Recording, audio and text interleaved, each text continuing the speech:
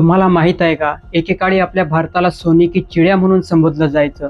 तसंच भारताला विद्येचं माहेरघर पण म्हटलं जायचं. याच भारतामध्ये तक्षशिला, नालंदासारखी मोठमोठी विद्यापीठे होऊन गेली, तर चाणक्यसारखा मोठा अर्थशास्त्री होऊन गेला आणि बाणभट्ट, पाणिनीसारखे मोठमोठे विद्वान होऊन गेले. मग आपल्या भारताला एवढी मोठी शिक्षणाची परंपरा लाभलेली असून सुद्धा भारतातील काही लोक आपल्या मुलांना विदेशात का पाठवतात शिकायला? का विदेशामध्ये फ्री शिक्षण भेटतं? का आपल्या भारतीय शिक्षकांना तेवढं पुरेसं ज्ञान नाही? आता या प्रश्नाचं उत्तर तोच देऊ शकतो ज्याच्याजवळ या प्रश्नाचं उत्तर असेल. इंग्रजांनी भारतावर जवळजवळ 200 वर्ष शासन केलं आणि 1947 मध्ये भारताला स्वातंत्र्य दिलं.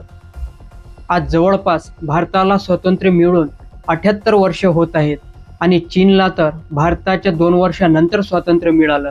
मग भारत आणि चीनमध्ये एवढा फरक का?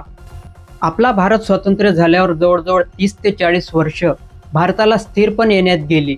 आपण सरासरी 50 वर्ष जरी पकडलं तरी सन 2000 नंतर तर भारतीय शिक्षण पद्धती सुधारायला पाहिजे होती. आज पण भारतीय राजकारण्यांची मुलं विदेशात जाऊन शिकत आहेत. मग हा फरक का? तर हा फरक आहे विचारांचा, शिक्षणाचा आणि आपण घेत असलेल्या निर्णयांचा. तुम्हाला माहीत आहे का, पाश्चिमात्य देशामध्ये शिकायला गेलेला मुलगा किंवा काम करायला गेलेला व्यक्ती तिथं पैसे कमावून पण भारतात का येऊ शकत नाही?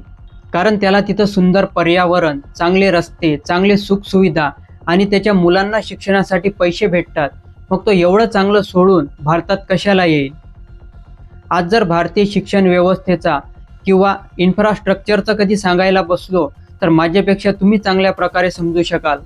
आणि ही व्यवस्था बदलायची असेल तर शिक्षणाशिवाय पर्याय नाही. म्हणून डॉक्टर बाबासाहेब आंबेडकरांनी सांगितलं की शिका, संघटित व्हा आणि संघर्ष करा. या संघर्षाचा अर्थ हा होत नाही की तुम्ही भांडण करा. उलट तुम्ही तेव्हाच प्रश्न विचारू शकता जेव्हा तुम्हाला त्या प्रश्नाचं उत्तर माहीत असते. म्हणूनच शिक्षणाला वाघिणीचं दूध म्हटलं जाते आणि ते पिल्यावर व्यक्ती फडफडल्याशिवाय राहत नाही.